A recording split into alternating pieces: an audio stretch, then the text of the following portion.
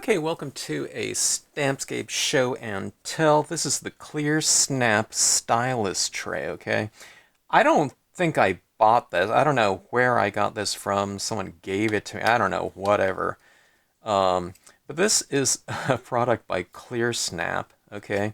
And if you've watched my a lot of my earlier videos, I was using the stylus tool to apply a lot of my inks, but it wasn't intended to be used that way, okay? There's all these different types of shapes that came with the stylus tool kit, or that they just sold in general, okay? And this was designed to be used to stamp out, it was like a bunch of stamps on like a wand type of application, okay? Now, I don't know if these were sold this way. Like, there's two hearts like this in the black, okay? These ones are on the foam, okay? Now, these ones were designed to take ink, and you can stamp them out. I could stamp out a bunch of, let's see if I can get these out of here. Like this one right here, okay? You'd be stamping this shape out, okay? A lot of people didn't have an application for that type of usage here, okay? But what was pretty interesting was they countered that type of application with this ability to utilize this I don't know, technology or whatever, this ability of, like, say, this foam. I used to see it called foamcore, I think. And it was this foam material like this. It was very dense, okay? But then when you heat it up, it can be molded into, I don't have a good stamp to mold this into right here, but let's just take the reed stamp right here, okay? So you can take this, and I can stamp out, a circle. Just a plain foam circle, right? But then you can heat this up, and I've never done this before, but I've, seen it done. I might have seen it in a demo, I'm not sure.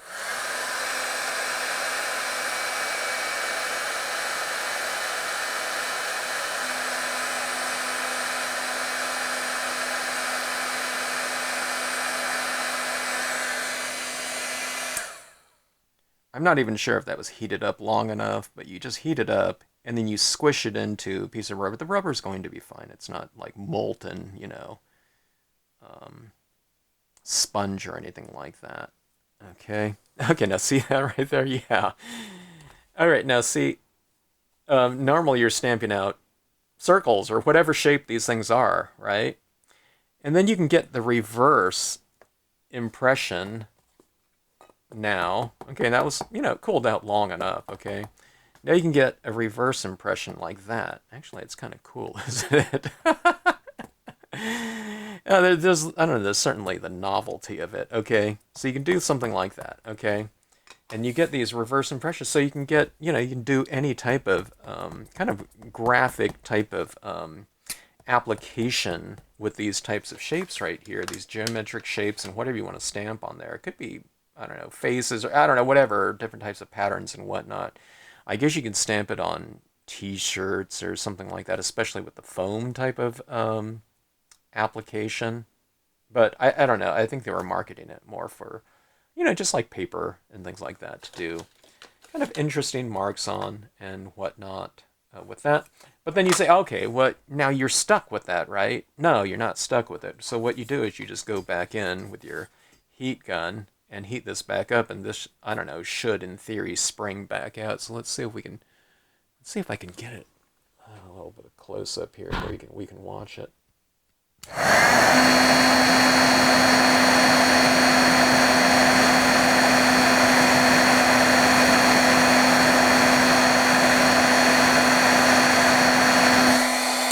All right, and voila, it's like magic.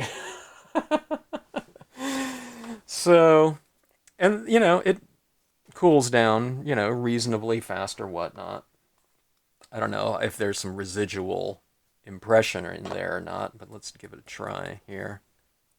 Nope, it's perfectly, clean, right? See that? So I don't know, it was an interesting concept, and I think it was, I don't know what the target market was. I mean, I gotta think it was us stampers and paper crafters and whatnot. Okay, and it worked beautifully in terms of targeting the stamper crafter because I don't know about everyone. I don't know. There was a large percentage of people that bought these kits. Okay, I want to know. I'm curious to know if any of you watching it know what these are, and if you did buy one of these types of sets. Okay, and if you did, I don't know, comment down below or whatnot. And then in your comment, I'll also mention if you ever used it, because what happened was when I started using these to add colors, people would say, "Oh, I have one of those," but I never used it. That was always what they followed up with, you know. So this thing didn't have the at least this kit here, it doesn't have the like the rounds or ovals in the white sponge, which is the one that I used with it a lot. I can't even get this back in here now. I'm doing it wrong. Here. There. I was trying to get it over that thing. But yeah, I'm just curious to know if anyone ever used these right here. It's kind of cool, but we weren't doing these types of applications. I don't know anyone that was. I think it would be cool for a kid to do, you know, to work on different patterns and papers and things like that. They can learn about textures, but that's not, you know, the target audience of these things at all, as far as I know. I thought about, you know, what do I want to keep this or what? And I think I do. Um, I don't know what for, but I don't know, just as kind of a record of kind of some of the cool different types of things that were available or that were being developed at one point in time in the industry. You know, you don't get too many things like this in the stamping world, the paper crafting world, where specific things are developed, tailor-made, molds like this, you know, to fit right ergonomically in the hand.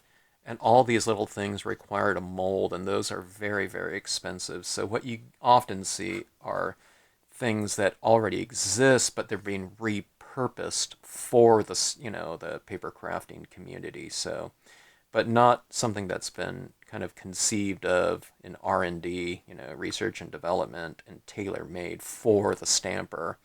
So in terms of kind of a device that in theory could be used for the stamper, I think in application, I don't know of people that were, you know, needed any of these types of shapes for the things that they were doing. So I think collage or, you know, and making kind of some interesting backgrounds would have been cool.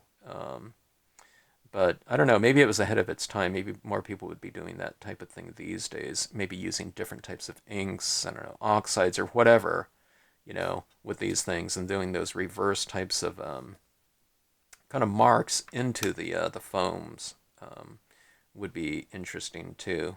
I don't know. Um, it didn't last though too much. I was buying these things and you know, like I said, I was just using them for the white foam tips in terms of my ink applications, and they were really fantastic for that. So, Clearsnap, I really liked them in terms of a company. They were really kind of, you know, developing some really exciting types of things for the industry and whatnot. And it was sad to see them go a couple years ago, but enjoy them while they're around. And I always say that these days, enjoy these types of things when they're around. Buy the types of inks you want while they're around. You never know when they're going to kind of disappear in terms of the entire company or just a line of things. So the good things is that these types of things or different types of ink pads, I'm not going to grab a couple pads because people would think they're discontinued here, but I don't know, grab them while you can, you know, and, you know, if it's a pad or something like that, the re-inker, it's easy to buy like 2 or 3 re-inkers that'll last you a really long time and whatnot. Then you don't have to worry about not having it around if it's something that's irreplaceable in terms of, you know, your applications and what you're using them for. So, but something like this, I don't know. People had them, and I don't know too many people that used them in the manner in which they were kind of invented for. So, I don't know. The Colorbox Stylus tray. Fun stuff. Interesting. Practical? I don't know. But definitely pretty interesting and cool. Okay, thanks for watching.